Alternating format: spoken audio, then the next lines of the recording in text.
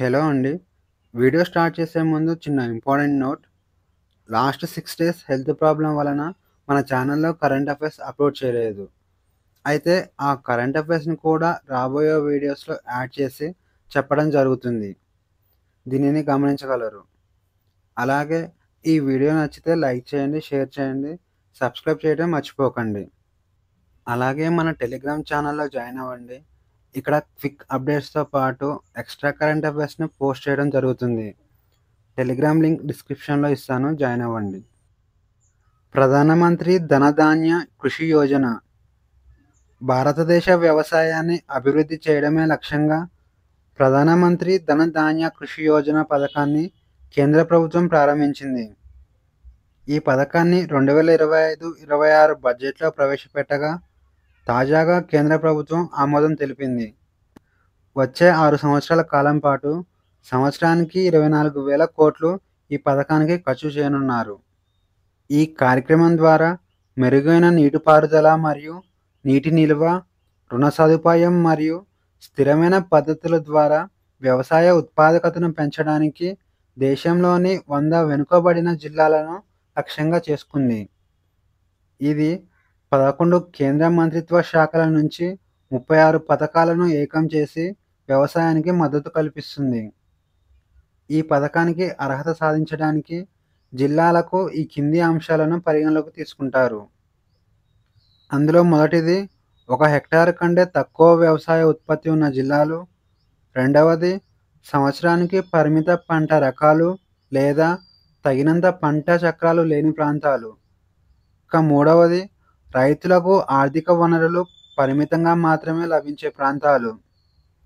ఈ అంశాల ఆధారంగా జిల్లాలను సెలెక్ట్ చేస్తారు. ఈ పథకం ద్వారా భారతదేశమంతటా 1.7 కోట్ల మంది రైతులు ప్రత్యక్షంగా ప్రయోజనం పొందుతారని కేంద్రం భావిస్తుంది. యునెస్కో వారసత్వ జాబితాలో మరాఠా కోటలు. మరాఠా మిలిటరీ ల్యాండ్స్కేప్స్ యునెస్కో ప్రపంచ వారసత్వ జాబితాలో చోటు దక్కించుకున్నాయి. ప్యారిస్లో జరిగిన 47వ ప్రపంచ వారసత్వ కమిటీ సదస్సులో ఈ నిర్ణయం తీసుకున్నారు. మరాఠా మిలిటరీలోని 12 కోటలకు గుర్తింపు దక్కింది. అందులో 11 కోటలు మహారాష్ట్రలో ఉండగా మరో కోట తమిళనాడులో ఉంది. ఆ 12 కోటల పేర్లొచ్చేసి ముందుగా మహారాష్ట్రలో ఉన్న 11 కోటల పేర్లు చూద్దాం. మొదటిది సాల్వార్ కోట, రెండవది శివనేరి కోట, మూడవది లోహగఢ్ కోట, నాలుగవది ఖండేర్ కోట, ఐదవది రాయగఢ్ కోట, ఆరవది రాజ్‌ఘాట్, ఏడవది ప్రతాప్‌ఘాట్, ఎనిమిదవది సువర్ణదుర్గ్, తొమ్మిదవది పన్హాలా కోట, 10వది విజయదుర్గ్, 11 సింధుదుర్గ్. ఇక తమిళనాడులోని జింజీ కోటకు ఈ గౌరవం దక్కింది. దామిని యాప్ పిడుగుపాటు ప్రమాదాన్ని ముందుగా హెచ్చరించే దామిని యాప్‌ను కేంద్ర ఎర్త్ సైన్సెస్ మంత్రిత్వ శాఖ అభివృద్ధి చేసింది. ఈ యాప్ ద్వారా 25 నిమిషాల ముందే పిడుగుపాటు హెచ్చరికలను తెలుసుకోవచ్చు. మనం నివసించే ప్రదేశంలో 7 నిమిషాల్లో పిడుగు పడే అవకాశం ఉంటే ఎరుపు రంగు, 14 నిమిషాల్లో పిడుగు పడే అవకాశం ఉంటే పసుపు రంగు, అలాగే 21 నిమిషాల్లో పిడుగు పడే అవకాశం ఉంటే నీలం రంగు గుర్తుతో హెచ్చరిస్తుంది. ప్రపంచంలోనే అత్యుత్తమ బ్యాంక్ గ్లోబల్ ఫైనాన్స్ మ్యాగజైన్ 2025 సంవత్సరానికి గాను ప్రపంచంలోనే అత్యుత్తమ కన్స్యూమర్ బ్యాంకుగా స్టేట్ బ్యాంక్ ఆఫ్ ఇండియా గుర్తింపు పొందింది. అక్టోబర్ 18న వాషింగ్టన్ డీసీలో జరిగే ఐఎంఎఫ్ మరియు వరల్డ్ బ్యాంక్ సదస్సులో state bank of India chairman CS Shetty ఈ అవార్డును అందుకోనున్నారు. 1955 సంవత్సరంలో ఏర్పడిన స్టేట్ బ్యాంక్ ఆఫ్ ఇండియా ప్రస్తుతం 52 కోట్ల మందికి బ్యాంకింగ్ సేవలు అందిస్తుంది. రాజ్యసభకు 4 సభ్యులు నామినేట్. రాష్ట్రపతి ద్రౌపది ముర్ము 4 సభ్యులను రాజ్యసభకు నామినేట్ చేశారు. వారి పేర్లొచ్చేసి పబ్లిక్ ప్రాసిక్యూటర్ అయిన ఉజ్వల్ దియోరావ్, కేరళకు చెందిన విద్యావేత్త మరియు సోషల్ వర్కర్ అయిన సి సదానందన్ మాస్టర్, మాజీ విదేశాంగ సెక్రటరీ అయిన హర్షవర్ధన్ శ్రింగ్లా, చరిత్రకారిణి మీనాక్షి జైన్. ప్రపంచంలోనే అత్యంత ఖరీదైన నగరం. ప్రపంచంలోనే అత్యంత ఖరీదైన నగరంగా సింగపూర్ నిలిచింది. సింగపూర్ వరుసగా 3 సంవత్సరాలు అత్యంత ఖరీదైన నగరంగా నిలవడం విశేషం. ఈ నివేదికను జూలియస్ బేర్ అనే సంస్థ విడుదల చేసింది. మిలియన్ డాలర్ బ్యాంక్ బ్యాలెన్స్ ఉన్న వ్యక్తులు మరియు వారు కొనుగోలు చేస్తున్న వస్తువులు, అలాగే వారు అనుభవిస్తున్న విలాసాల ఆధారంగా ఈ నివేదికను రూపొందించారు. ఇక ఈ నివేదికలో మొదటి 5 స్థానాలలో ఉన్న నగరాలు వచ్చేసి, మొదటి స్థానంలో సింగపూర్ ఉండగా, రెండవ స్థానంలో లండన్ ఉంది.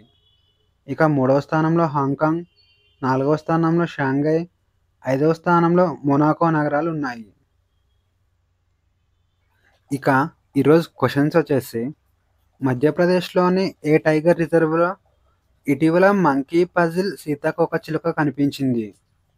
ఏ. Bandhavgarh tiger reserve, B. Satpura tiger reserve, C. Madhav tiger reserve, D. Pench tiger reserve.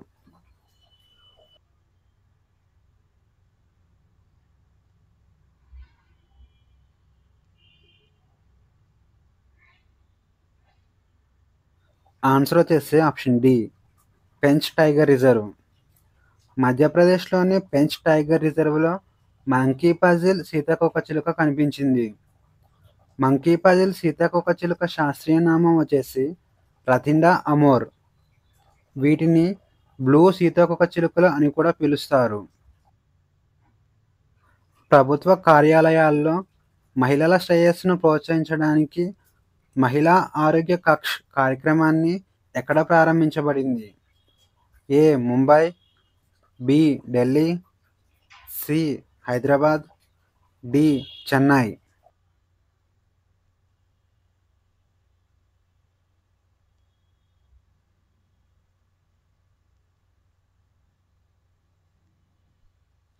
Answer వచ్చేసి ఆప్షన్ బి, ఢిల్లీ. కేంద్ర న్యాయశాఖ మంత్రి అర్జున్ రామ్ మేఘ్వాల్ ఢిల్లీలో మహిళా ఆరోగ్య కక్ష్ అనే కార్యక్రమాన్ని ప్రారంభించారు. ప్రధానమంత్రి మోడీ ప్రారంభించిన హమ్ ఫిట్తో ఇండియా ఫిట్లో భాగంగా ఈ కార్యక్రమాన్ని ప్రారంభించారు. మహిళా శ్రేయస్సును ప్రోత్సహించడం కోసం ప్రభుత్వ కార్యాలయాల్లో జిమ్ పరికరాలు మరియు నర్సింగ్ తల్లుల కోసం పాలు ఇచ్చే ప్రైవేట్ గదిని ఏర్పాటు చేయనున్నారు. పోర్చుగీసు వారు భారతదేశంలో తమ మొదటి కోటను ఎక్కడ నిర్మించారు? A. Kochi, B. Goa, C. Delhi, D. Surat.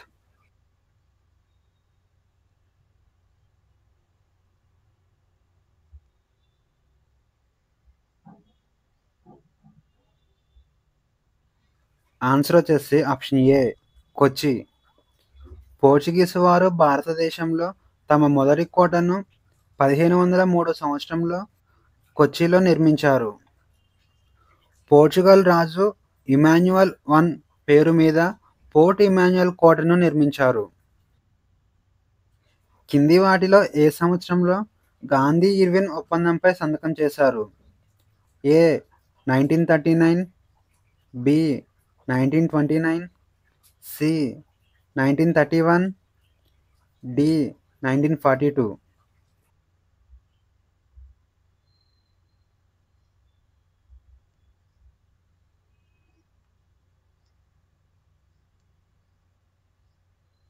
Answer వచ్చేసి ఆప్షన్ సి, 1931. గాంధీ ఇర్విన్ ఒప్పందంపై లండన్లో జరిగిన రెండవ రౌండ్ టేబుల్ సమావేశానికి ముందు 1931 మార్చి 5వ తేదీన మహాత్మా గాంధీ మరియు అప్పటి భారతదేశ వైస్రాయ్ లార్డ్ ఇర్విన్ ఈ ఒప్పందంపై సంతకం చేశారు. భారతదేశంలో మొట్టమొదటిసారిగా జాతీయ జెండాను ఎక్కడ ఎగురవేశారు? A. Kolkata, B. Lucknow, C. Nagpur, D. Delhi.